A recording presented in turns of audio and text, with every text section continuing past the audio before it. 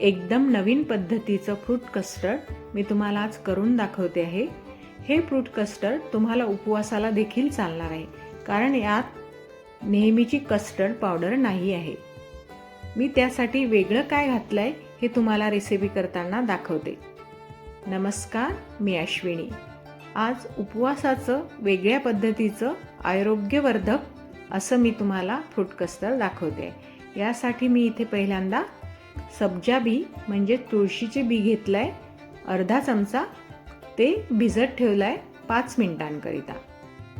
त्यानंतर एक संत्र घेतलाय, हा भिजवलेला आणि शिजवलेला साबुदाणा घेतला आहे, साधारण छोट्या वाटीभर म्हणजेच 1 टेबलस्पून।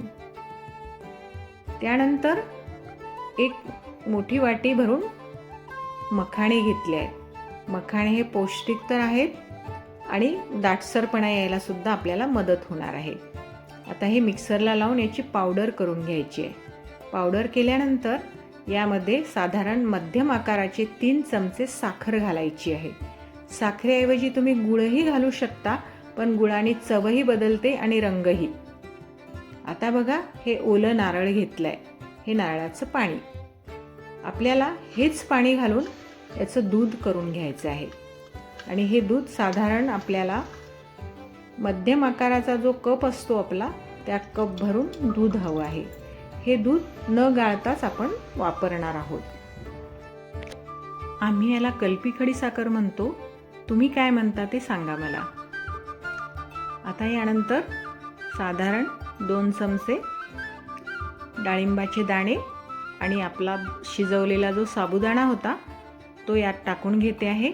आता एक एक करत आपल्याला सगळं साहित्य यामध्ये टाकून घ्यायचं आहे आणि त्याचं फ्रूट कस्टर्ड किंवा फ्रूट सॅलड आपण करून घेणार आहोत। आता यात सोललेल्या छान संत्र्याच्या फोडी आणि हे सब्जा बी हे आपण सगळं टाकून घेतोय, पण मी थोडंसं सजावटीसाठी वरून टाकण्यासाठी थोडंसं हे सब्जा बी ठेवणार आहे, छान दिसतं वरून।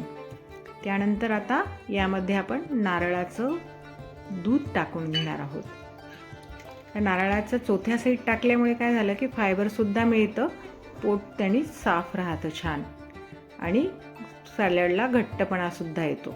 आता हे मखाण्याचं पीठ जे करून घेतलं होतं ते सगळं पीठ मी यामध्ये टाकते आहे आणि यात मुख्य म्हणजे वेगळं असं रोज इसेन्स घालते आहे। आपण व्हॅनिला इसेन्स टाकतो, पण हे रोज इसेन्स खूप छान लागतं, नेक्स्ट लेवल ज्याला म्हणतात तीच चव येते याला।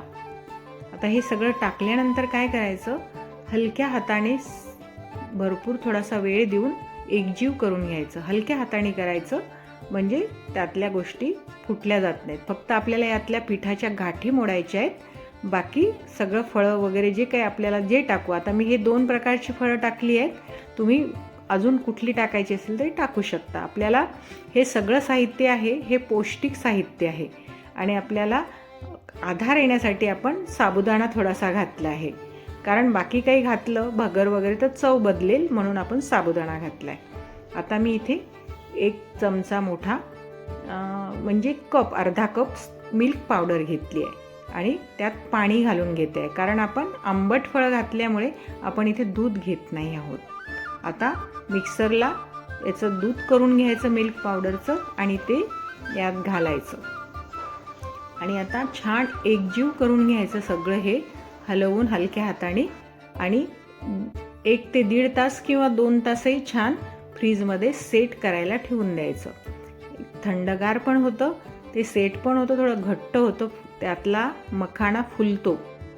कोणी येणार असेल आपल्याकडे तर थोडी बेसिक तयारी करून ठेवली, फळं कापून ठेवली आणि साबुदाणा भिजत घालून शिजवून ठेवला तर अगदी 5व्या मिनिटाला आपण करू शकतो।